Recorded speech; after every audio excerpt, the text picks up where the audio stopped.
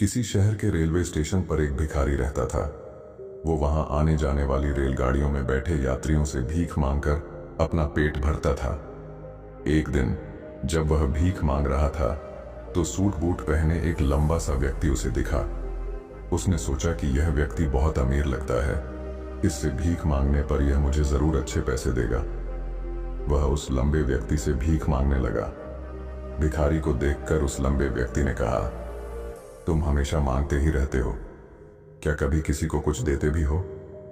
भिखारी बोला, साहब मैं तो भिखारी हूं, हमेशा लोगों से मांगता ही रहता हूं, मेरी इतनी औकात कहां कि किसी को कुछ दे सकूं।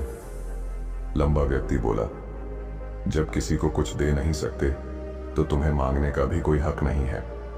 मैं एक व्यापारी हूं और लेन देन में ही विश्वास करता हूं। अगर तुम्हारे पास मुझे कुछ देने को हो तभी मैं तुम्हें बदले में कुछ दे सकता हूं। इतना कहने के बाद वह लंबा आदमी ट्रेन में बैठकर चला गया।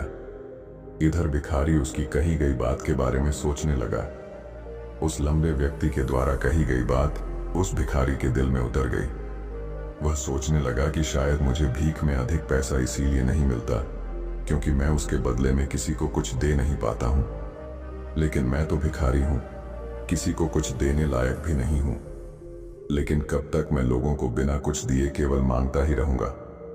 बहुत सोचने के बाद उस भिखारी ने निर्णय किया कि जो भी व्यक्ति उसे भीख देगा उसके बदले में वह भी उस व्यक्ति को कुछ जरूर देगा। लेकिन अब उसके दिमाग में यह प्रश्न चल रहा था कि वह खुद भिखारी है तो भीख के बदले में वह दूसरों को क्या दे सकता है। इस बात को सोचते हुए 2 दिन हो गए, लेकिन उसे अपने प्रश्न का कोई उत्तर नहीं मिला था।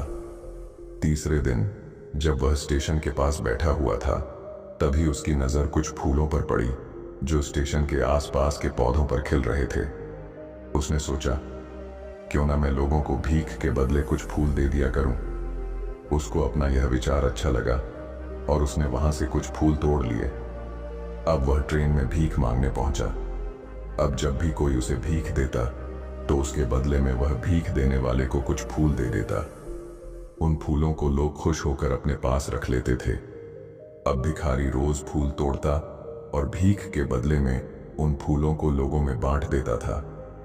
कुछ ही दिनों में उसने महसूस किया कि अब उसे बहुत अधिक लोग भीख देने लगे हैं। वह स्टेशन के पास के सभी फूलों को तोड़ लाता था। जब तक उसके पास फूल रहते थे तब तक उसे बहुत से लोग भीख देते थे, लेकिन जब फूल बांटते बांटते खत्म हो जाते तो उसे भीख भी नहीं मिलती थी। अब रोज ऐसा ही चलता रहा। एक दिन जब वह भीख मांग रहा था तो उसने देखा कि वही लंबा व्यक्ति ट्रेन में बैठा है जिसकी वजह से उसे भीख के बदले फूल देने की प्रेरणा मिली थी। वह तुरंत उस व्यक्ति के पास पहुंच गया और भीख मांगते हुए बोला, आज मेरे पास आपको देने के लिए कुछ फूल हैं, आप मुझे भीख दीजिए तो बदले में मैं आपको कुछ फूल दूंगा। उस लंबे व्यक्ति ने उसे भीख के रूप में कुछ पैसे दे दिए और भिखारी ने कुछ फूल उसे दे दिए। उस लंबे व्यक्ति को यह बात बहुत पसंद आई। वह बोला, वाह क्या बात है, आज तुम भी मेरी तरह एक व्यापारी बन गए हो। इतना कहकर फूल लेकर वह लंबा व्यक्ति अपने स्टेशन पर उतर गया। लेकिन उस लंबे व्यक्ति द्वारा कही गई बात एक बार फिर से उस भिखारी के दिल में उतर गई। वह बार बार उस लंबे व्यक्ति के द्वारा कही गई बात के बारे में सोचने लगा और बहुत खुश होने लगा। उसकी आंखें अब चमकने लगीं। उसे लगने लगा कि अब उसके हाथ सफलता की वह चाबी लग गई है जिसके द्वारा वह अपने जीवन को बदल सकता है। वह तुरंत ट्रेन से नीचे उतरा और उत्साहित होकर बहुत तेज आवाज में ऊपर आसमान की तरफ देखकर बोला, मैं भिखारी नहीं हूं, मैं तो एक व्यापारी हूं, मैं भी अमीर बन सकता हूं। लोगों ने उसे देखा तो सोचा कि शायद यह भिखारी पागल हो गया है और अगले दिन से वह भिखारी उस स्टेशन पर फिर कभी नहीं दिखा। लेकिन 6 महीने बाद इसी स्टेशन पर 2 व्यक्ति सूट बूट पहने हुए यात्रा कर रहे थे। दोनों ने एक दूसरे को देखा तो उनमें से एक ने दूसरे से हाथ मिलाया और कहा, क्या आपने मुझे पहचाना? दूसरा व्यक्ति बोला, नहीं, क्योंकि मेरे हिसाब से हम लोग पहली बार मिल रहे हैं। पहला व्यक्ति बोला, नहीं, आप याद कीजिए, हम पहली बार नहीं बल्कि तीसरी बार मिल रहे हैं। दूसरा व्यक्ति बोला, मुझे याद नहीं, वैसे हम पहले 2 बार कब मिले थे? अब पहला व्यक्ति मुस्कुराया और बोला, हम पहले भी 2 बार इसी ट्रेन में मिले थे। मैं वही भिखारी हूं जिसको आपने पहली मुलाकात में बताया कि मुझे जीवन में क्या करना चाहिए, और दूसरी मुलाकात में बताया कि मैं वास्तव में कौन हूं। दूसरा व्यक्ति मुस्कुराया और अचंभित होते हुए बोला, ओ, याद आया, तुम वही भिखारी हो जिसे मैंने एक बार भीख देने से मना कर दिया था और दूसरी बार मैंने तुमसे कुछ फूल खरीदे थे। लेकिन आज तुम ये सूट बूट में कहां जा रहे हो और आजकल क्या कर रहे हो? तब पहला व्यक्ति बोला, हाँ, मैं वही भिखारी हूं, लेकिन आज मैं फूलों का एक बहुत बड़ा व्यापारी हूं और इसी व्यापार के काम से ही दूसरे शहर जा रहा हूं। कुछ देर रुकने के बाद वह फिर बोला, आपने मुझे पहली मुलाकात में प्रकृति का वह नियम बताया था जिसके अनुसार हमें तभी कुछ मिलता है जब हम कुछ देते हैं। लेन देन का यह नियम वास्तव में काम करता है। मैंने यह बहुत अच्छी तरह महसूस किया है, लेकिन मैं खुद को हमेशा भिखारी ही समझता रहा। इससे ऊपर उठकर मैंने कभी सोचा ही नहीं। और जब आपसे मेरी दूसरी मुलाकात हुई तब आपने मुझे बताया कि मैं एक व्यापारी बन चुका हूं। अब मैं समझ चुका था कि मैं वास्तव में एक भिखारी नहीं बल्कि व्यापारी बन चुका हूं।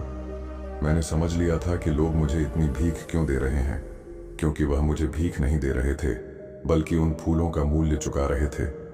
सभी लोग मेरे फूल खरीद रहे थे क्योंकि इससे सस्ते फूल उन्हें कहां मिलते। मैं लोगों की नजरों में एक छोटा व्यापारी था, लेकिन मैं अपनी नजरों में एक भिखारी ही था। आपके बताने पर मुझे समझ आ गया कि मैं एक छोटा व्यापारी हूं। मैंने ट्रेन में फूल बांटने से जो पैसे इकट्ठे किए थे उनसे बहुत से फूल खरीदे और फूलों का व्यापारी बन गया। यहाँ के लोगों को फूल बहुत पसंद है और उनकी इसी पसंद ने मुझे आज फूलों का एक बहुत बड़ा व्यापारी बना दिया। दोनों व्यापारी अब खुश थे और स्टेशन आने पर साथ उतरे और अपने अपने व्यापार की बात करते हुए आगे बढ़ गए। दोस्तों, इस कहानी से हमें बहुत कुछ सीखने को मिलता है।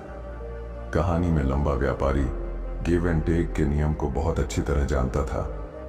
दुनिया के सभी बड़े व्यापारी इसी जीवन के नियम का उपयोग करके सफल हुए हैं। इस फॉर्मूले को उसने भिखारी को भी बताया। भिखारी ने इस प्राकृतिक नियम को अपना लिया और इसका असर उसके जीवन में साफ दिखाई देने लगा। उसने अपनी सोच बदली और उसकी जिंदगी बदल गई। यह कहानी हमें बताती है कि हम यदि अपनी सोच बदल लें तो कुछ भी हासिल किया जा सकता है। यदि हम खुद को छोटा समझते रहेंगे तो हम हमेशा छोटे ही बने रहेंगे। बड़ा बनने के लिए हमें अपनी सोच को बदलना होगा और खुद के बारे में बड़ा सोचना होगा। कहानी का सार यह है कि सफलता आपकी सोच में छुपी होती है। खुद का आत्मसम्मान जगाइए, अपनी सोच को बड़ा बनाइए और देखिए कैसे आप सफलता के शिखर पर पहुंच जाते हैं।